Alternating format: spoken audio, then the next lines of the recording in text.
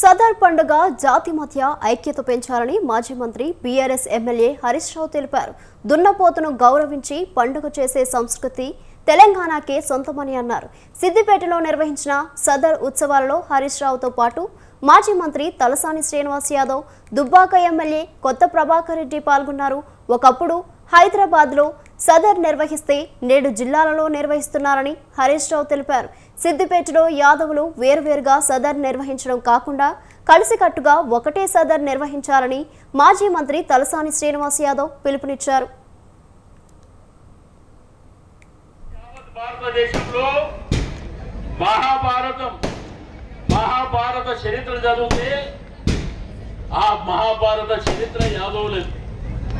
శ్రీకృష్ణుడికి వారసులం మనం.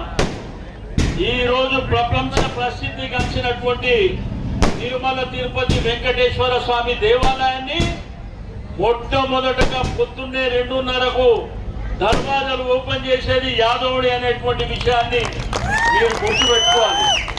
వాళ్ళనే గొల్ల మెరాసి అంటారు. యాదవులు తలుపులు ఓపెన్ చేస్తేనే అక్కడ పూజ జరుగుతుంది, లేకపోతే పూజ జరగదు.